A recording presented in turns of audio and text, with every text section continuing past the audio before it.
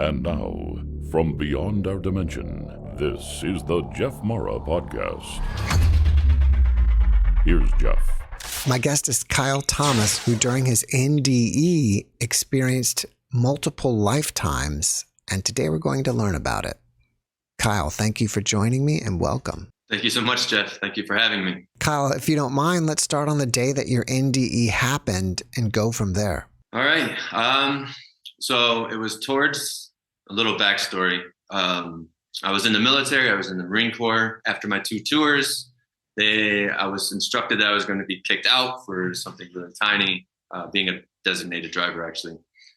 But this kind of threw me off into, wow, the last 4 years of my life has been worthless, of the things that I sacrificed. And so it started plummeting me down into a state of depression. And during this time, I met this friend who introduced me to some substances. And as time progressed and things started getting worse within how I was being treated by the higher ups and things, I decided, I felt as if I should try to end myself. Like there was no point in going on. Like, my life's ruined now. And so I took all the substances I had with me down with Bacardi 151 and really strong alcohol, and I ended up overdosing. And taken to the hospital, I resuscitated. But so in this experience, I remember going through, let's see, because it is quite somewhat hazy. But in this time period, I remember going back in time. So I ended up in this French battlefield, living this life of a warrior. I was like, I was clad in armor, and we had spears and things, and I was in a battle. And in this battle, there was another experience of, okay, now it ends, and I'm just this orb floating above the space, watching things, floating back and forth, much like a pendulum. And around the periphery was just like this hazy, foggy static. So as I kept rising up, the static kind of started engulfing me, and then it just became this ocean of light, and then another life kind of materialized. Now, these are just the parts I remember. I had the sensation of living the entirety of a lifetime. And in this next one, I ended up in southern France, from what I understand is southern France in like the 1800s.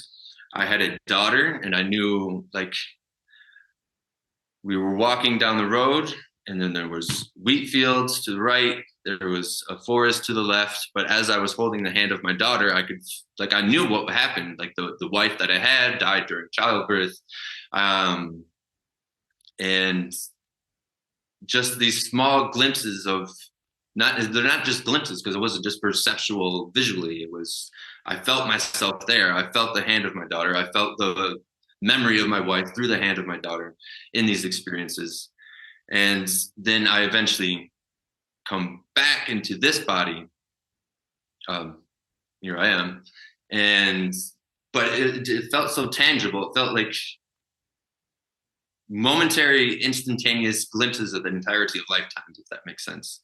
Like, I only remember bits and pieces, but the sensation of, what do they call it? Vividness, of lucidity, was what stuck with me the most. Like, this was real, this happened, and now I'm back here. And this whole process led to a whole nother questioning things, and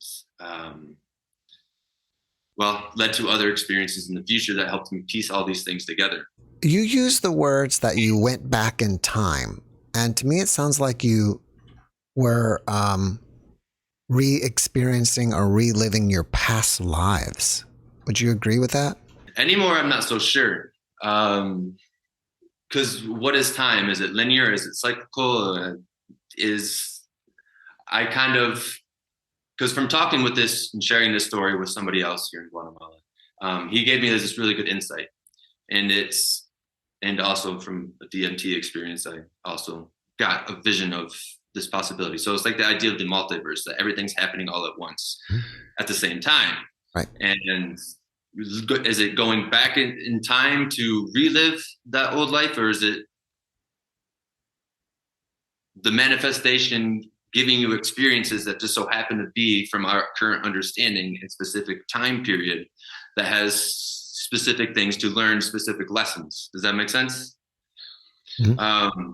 And this goes into with my first DMT experience that I had. The main piece that I got when I came back from the trip was there was just this plethora, this infinite amount of orbs, like static. All these different orbs, and all these different orbs were different windows to different possibilities of experience. So the many different lifetimes or expressions of self laid out as a grid of all these different orbs. And when I came back to this specific one, it was like a focusing in. Like when you're out of that focus, you see all the possibility, but you focus in on one.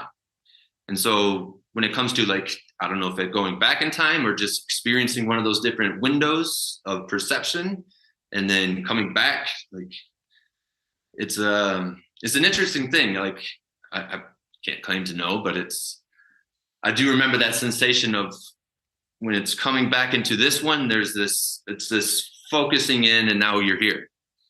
And actually, like after this, I started experimenting with staring, which is such a simple thing. Like we all stare. Even when I was a kid, I was told I had a staring problem.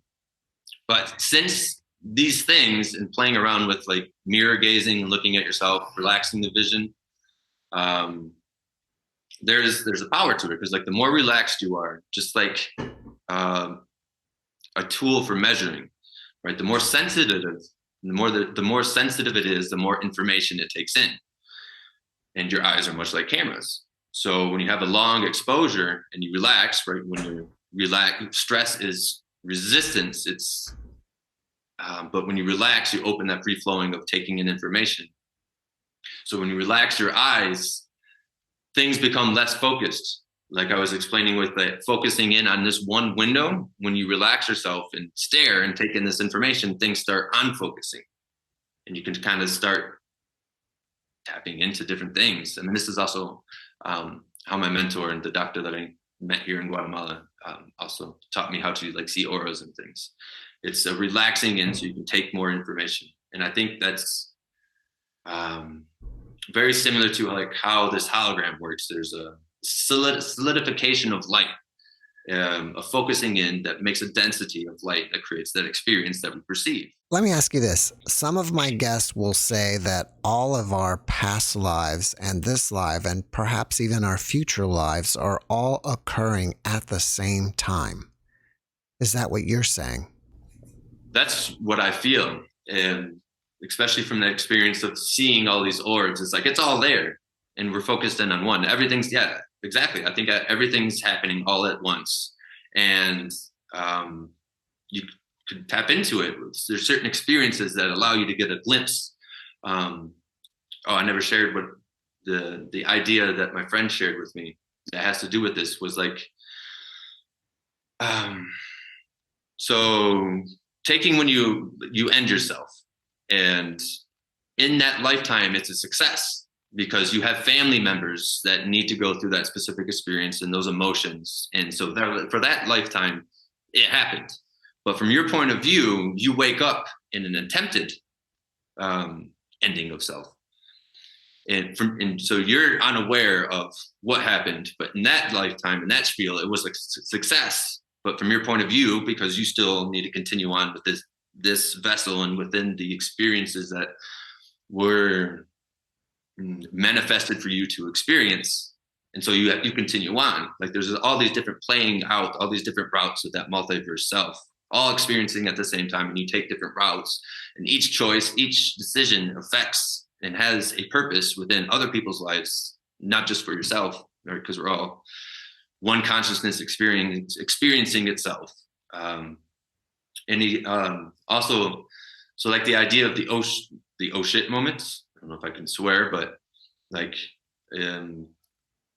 you're climbing on a cliff, you're rock climbing, and I almost fell. That oh shit moment. In one lifetime, the possibility exists that you did fall. That's why you feel that twinge of like, oh wow, I almost died. Again, that possibility of like, yes, no, you did die in that one, but your point of view is so fast, that consciousness is so fast that in that you automatically go into one of these other portals or bubbles of perceptions in which you didn't, and it was an almost, but you still experienced that, if that makes sense. Mm-hmm. It's all happening at the same time, and we're just kind of flowing between.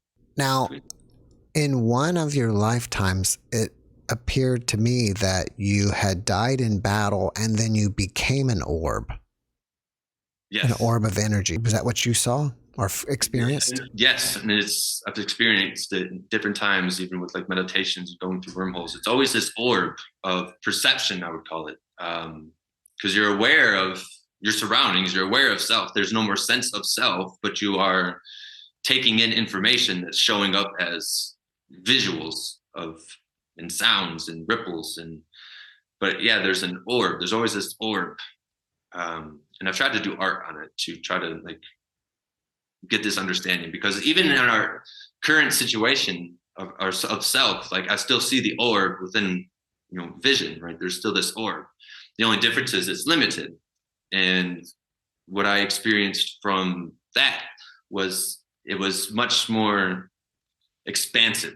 There's more information coming in. There's more stuff. There's still some kind of peripheral that's keeping a container.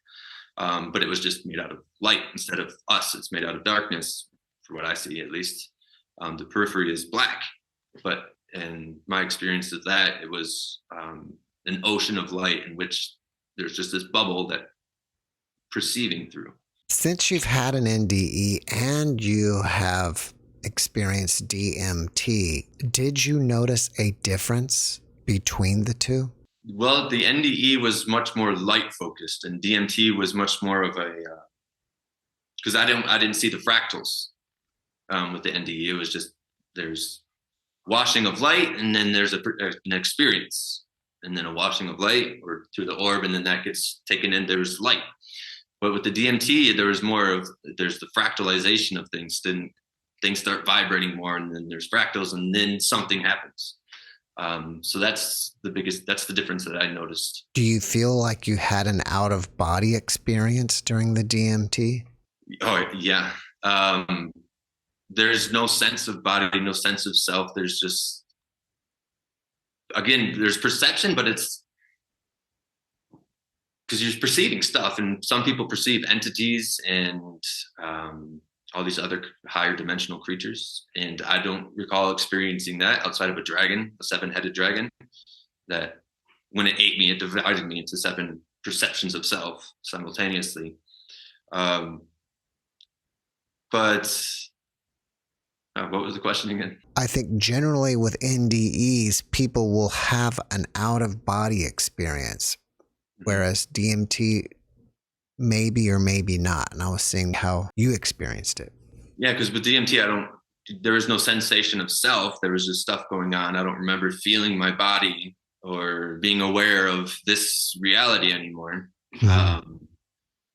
But like I said, I do see that difference of how things are perceived. One being all light and one being fractal. Would you say that one is more real than the other? I would say they're both real, because you're in the moment. In that moment, you're perceiving it as your own reality. So for you in that moment, yeah, it's real. There is that same the similarity between the two is this detachment of self. Right? There's no more you, and there's no more this body. There's no more mental chatter. There's just perception. There's just an awareness of happenings. So I guess you could say an out of body, but an out of body, because from what I understand of out of body, you can still, and like in some meditations, I have left the body, but I was still aware of like the tongue at the back of my throat. I was aware of my body breathing, but my perception was somewhere else, out of the body. So it's like, I think it's different than being out of body from other people's understanding. It's you're out of this reality. You're out of this framework or set of rules that we have been conditioned with. And so now you experience self in a whole different level. In either one of these experiences, did you feel overwhelming love? In these two, no. But in one of my other experiences, so after the NDE, after I got out of the military, I tried to go about my normal life again, getting a job, paying off debts, and doing that whole American lifestyle thing. But I don't know if I want to tell too much of this story, but I did experience, I felt the need to go to Costa Rica. I had to go to Costa Rica. I broke up with my girlfriend. I sold my car. I sold everything. I had to go. And so once I did all this and moved back to my mom, one night, I was drinking and smoking and playing video games, wasting time, killing time. But I did have this experience of where just everything went black. Like I was now gone. And then all of a sudden there's just this flash of light that gave me this experience of overwhelming love, at ease, of burdenlessness, no more weight, no more density, no more, there's just this ocean of light washing over me. And that was one of the experiences that carried around me, that feeling of love. And I remember when I came back, like I was actually crying and like, thank you so much for gifting me with this experience. I have no idea what just happened, but for some reason that just happened. But that was so in the NDE, no, I don't remember experiencing like overwhelming love. I do remember experiencing the same at easiness, the same lack of density. Now it's just freedom. It's just light, light and effortless. But overwhelming love, I do not remember experiencing. You use the word hologram. Do you feel like we live in a simulation? Yes, some type of simulation, some ocean of light that our minds are something, because even our minds are just a simulation of it. But I definitely feel as if this is an ocean of light. And even if we look at our bioorganism structure and how our perceptual faculties actually work, right? Your light, your eyes take in light, your ears, you're just taking sound, vibrations within the ether that is light. But there's this differentiation. It's like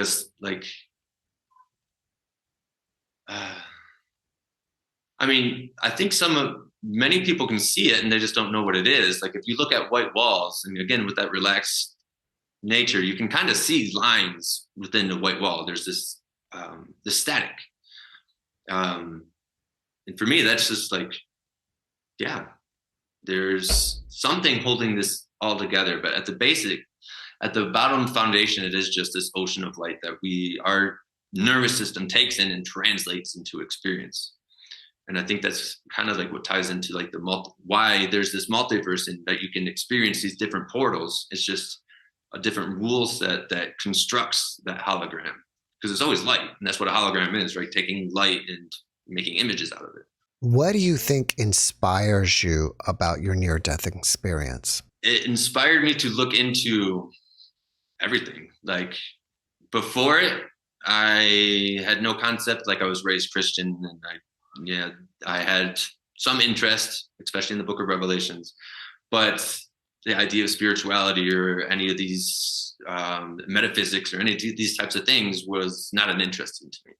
But after this, it opened everything up I started looking to Buddhism, Hinduism, like what happened, because I didn't know what happened. I just had this experience and felt very much as a different being, right? A death and resurrection in a way, and now it's like I'm trying to piece it together, right? Because I had no structure in which to understand it, and so it led me to want to understand more. Like, okay, what happened? What did I go through? Because it did create a radical change, and then a lot of worldly things started falling away. Like I know, like a a commonality for NDEs is usually like this. They tend to be more loving to other people. They have a different way of being now because they see something deep. For me, that took time. Like, I did understand this loving nature, but I had my own childhood history and own programmings. Like, it did waken something up to me and understand. But for me, it gave me much more faith. It took me a long while to actually get like a compassionate nature to manifest. But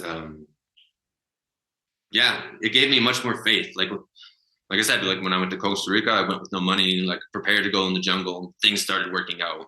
When I came here to Guatemala, very much the same thing. And Mount Shasta, very much the same thing. So I guess it inspired me to live life differently in a way, but I didn't understand. And so I still experienced fear when I did things. But at the same time, I knew it was all going to work out. And yeah, does that answer your question? Mm-hmm. Do you fear death at all? I like to say I don't, but at the same time, there's still this, I think there's always going to be this little bit of this experience is worthy. Like, I know that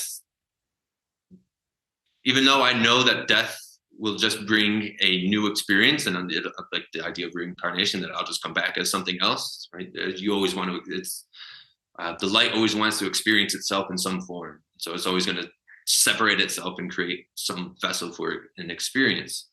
But I think the idea of like death as leaving this life is still there as like, no, I still have more to do. So I don't know if that is necessarily a fearfulness, but there's I would like to continue this life. Mm-hmm. Because I think, especially with like that veil of forgetting, like each chance, and I think we do carry some stuff over. But it's like you still have to reset where you're at. And so with death and then another lifetime, you still have to work and progress to get to a point again. I guess it's more of wanting to continue in this life and actually get to as far as I can instead of resetting. Do you feel that you have a purpose in this life now? And if so, have you discovered it? I think, well, yeah. I think the purpose is experiencing life, and now more sharing this story, and based off of what's going on in the world, also like more and more sharing that there's something beneficial coming. So this is a very complex thing, but like I guess the purpose is like when it comes to the hologram, right? If this is a play of light based off of consciousness, and the stories we tell ourselves help mold this experience into something, it appears that there's something that's been hijacking the way this process works. And from what I understand, that's starting to go away and revealing things. And so the opportunity, and this is a project that me and a friend are starting to work on to try to talk about this more, sharing that there is a process of changing the story of the old system that's hijacked how consciousness functions and how consciousness turns light into experience. And that is losing power and allowing the opportunity to change the story. And when we change the story, we change how the world functions. So the idea of like the golden age, the collapse of one world is the beginning of a new world. And I think if there's a purpose, which I do feel that is a purpose, then that is the purpose, to bring this idea to help guide people through the reprogrammation of what the old world was and what the real world is now, which is, getting rid of competition and going into cooperation, getting, to understanding that we are a social organism. Each being's a cell. And when we actually work together, we create a solid organism. But when, like, if your liver cells are competing against each other, I mean, what happens for resources or for energy? What happens? Well, the liver fails. When something starts hoarding a lot, one cells start hoarding a lot of the resources, what happens? Now you have a tumor, you have a cancer. And like, if we understand and apply this to our social organism that we live within, and actually are kind of being forced into having to reevaluate how we go about our lives and how our social structure functions. Yeah, I think that's my purpose, helping to redefine these things and actually help people through that process of letting go of what the old programming is. Because for the last 10, 12 years, I've had to, even with these experiences, there's still that old story of, oh, no, that can't be. These stories that limit us still, or limit myself.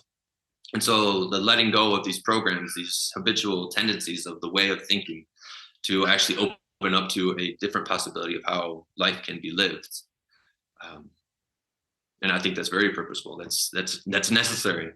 Like I said, it's becoming obvious that things weren't working and that there is light at the end of the tunnel, and just takes that effort of letting go of that story that we became attached to. Have you noticed since your NDE that you have any new abilities that you didn't have prior? My vision changed. I remember sharing this with my mother at one point in time, but like I was mentioning, looking at the walls and like the staring thing, like that's become much more fluid, less solid. So things don't look solid as they used to. So like the way I see things, which, is actually has an effect on my emotional state. Like it is a portal for me to relax more. Like if I just relax the eyes and start looking at the trippiness that is already here without the need of any kind of substance, then the mind goes chill and I can become more relaxed, which apparently does have an effect on other people that are around me. When I become more relaxed, other people tend to become more relaxed. So I guess there's something to do with that empathy there. And from that, there's not much I've learned how to utilize it, but I can see things around people. Like I said, with the doctor, and sitting with readings with him, starting to see colors, and then as getting more refined, starting to seeing entities around people, or different shadowy figures or pyramids, like these different images that show up. But like I said, I haven't found a way to tap into that yet. And so I guess there's also like this sense of being here but not being here, and this is where like meditation can be much more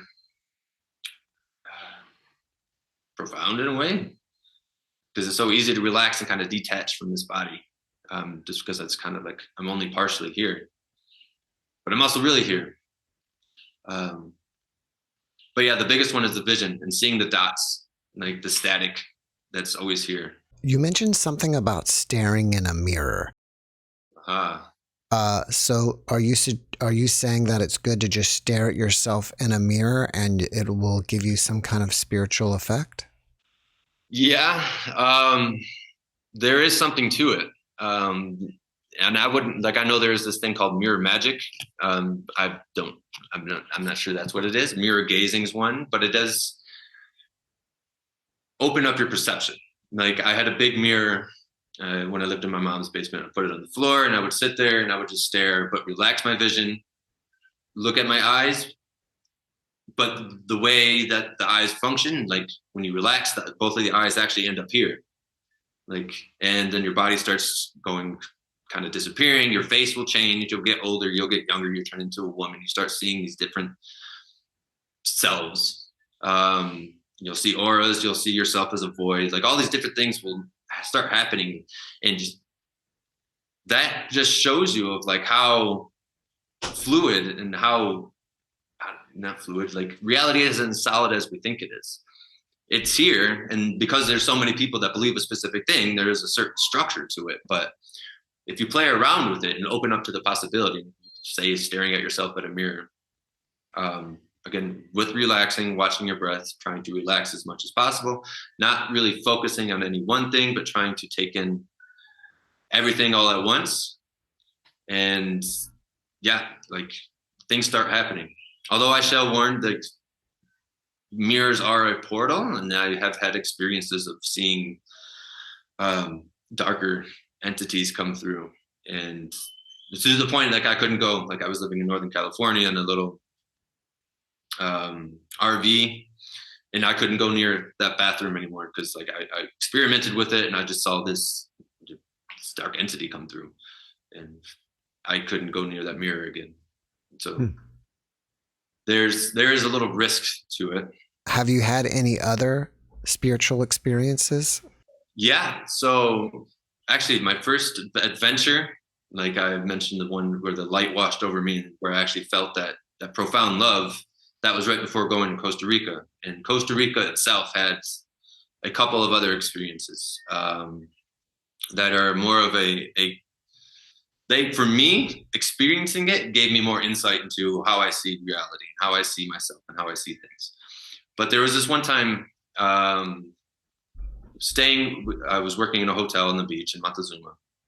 And one day, because it was still daytime, we all hung out in the top floor, hanging out. I go to smoke a cigarette at the edge. You could see the ocean at the edge, and like I was still kind of nervous around people, so like I'll hang out, but I needed to go smoke to get my space. But anyways, so I go and I smoke, and I'm watching the sunset, and all of a sudden there's this rushing, and then it froze. The time froze. The wave, it like to the point of where it froze on the waves, to where all I'm hearing is the sound of the wave, but continuously, like static. And at some point, the central point of my focus kind of became this orb of light. And then as it started swirling around, and as it started getting closer, like kind of like consuming the perception. And as it was doing this, the sound of the waves started getting louder and louder. But then at some point, there was this woman here with us that was hanging out with me. She touched my arm, and then all of a sudden everything washes through me. And then she asked me, like, "What are you doing? Like, it looks like you're about to tear off the side of there's metal on the side of the wall." But apparently I was sitting there shaking during the whole time. It was just a random experience of time freezing and just experiencing the vibration of sound and light. Like, it was very effective on me. It seems like it was almost like a glitch in the hologram or the matrix. Yeah, definitely. And it was very, like, that one also did feel quite interesting. Like there was a sensation of love and like this light just kind of, but which I also found interesting is that somebody noticed it. So it was a glitch in the hologram, but somebody noticed it and like pulled me out. I'm like, "Hey, what are you doing? Like, it looks like you're spazzing out." And then this one might just be one to ponder, because I still play around with it, and it does create an effect as a form of like a meditation or internal experimentation. So one of the days working at the hotels, I got off of work. I'm like, I'm going to go for a walk down to the waterfall. There's this big 90-foot waterfall. And so I walk, but I look at the waterfall and it's like, no, not there. And I keep walking down the road. And at some point I see there's another river that goes off into the jungle. And I'm just like, there's a voice that tells me, go down there. And so I go down there. And then I come across this big, throughout Costa Rica specifically, there's these big holes that are like caves, bottomless, and they're just full of water. And there's this big one leading up to continue on. And so I had to cross this. And for some reason I had like the Western mentality still of like, oh, the fishes that swim up and like your urethra and like, some kind of fears were coming up. But the voice says, no, keep going. So I swim across there. There's a waterfall climb, blah, blah, blah. There's this voice guiding me along, just pushing me forward. And at some point I get to a medium point, and there's a bigger pond looking thing. And then there's some more waterfalls up to the top. And the voice says, baptize yourself in the water, which is just really strange. But this whole journey to Costa Rica was kind of like the experimenting with impulses. What happens like if you listen to these voices or whatever. So I still had this fear of like, I don't know what's going on, and I don't know about the water. Like for some reason, there's this heavy fear still through me. And so instead of like elegantly baptizing, I just kind of collapse into the water. And I see myself outside myself, but the silhouette is just light, just as like a light being, but I'm looking at my own reflection. And then the voice says, get up, go sit over there and meditate. And so I go and I sit where I was instructed to sit and close my eyes. And then the voice says, try to stop time. And this makes no sense. It requires another whole explanation, but based off of its prompt,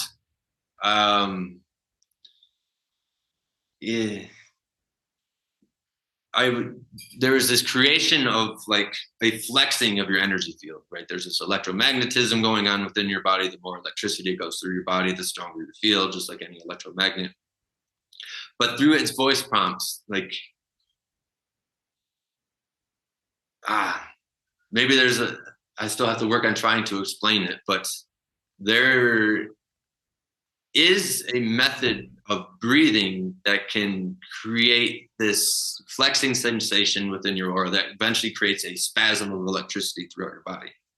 And it was I call it the teaching of the waterfall, but it was this voice that led me to try to stop time and actually like consciously intend on trying to be here, stop time, creates this suction that creates this lightning bolt of shock. And again, it's another thing that I don't know what it does. It's very interesting to play with. Sometimes it's very it brings an energy. So it's like you get more inspired, more confident, but it's just, an odd thing for anyone out there that wants to experiment with that, this flexing of your energy field, but not flexing your body. It's not a physical thing. Who do you think the voice was that was speaking to you?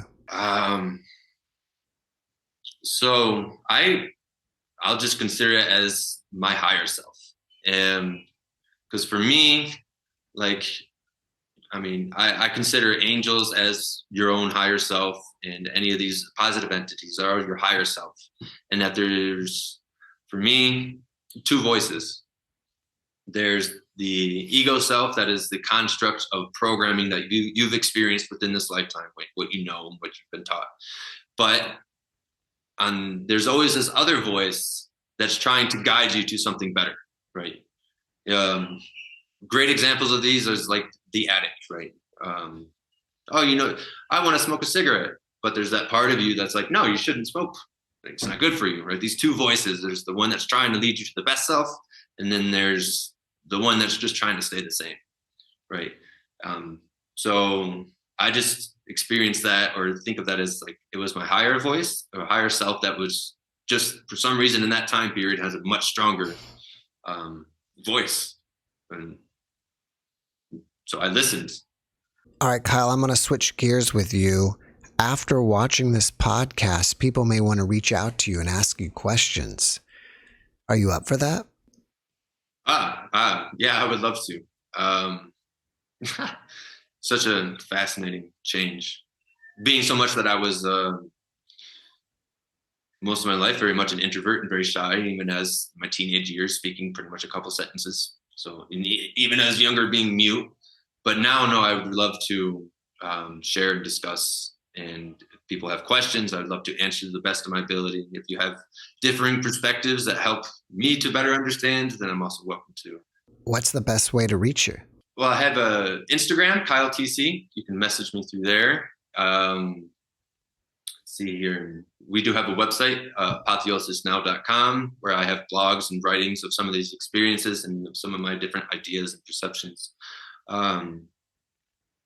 Those are probably the two best ways to go to contact me. And then on the website, because I do have Twitter and I do have other things. So that's all on that website.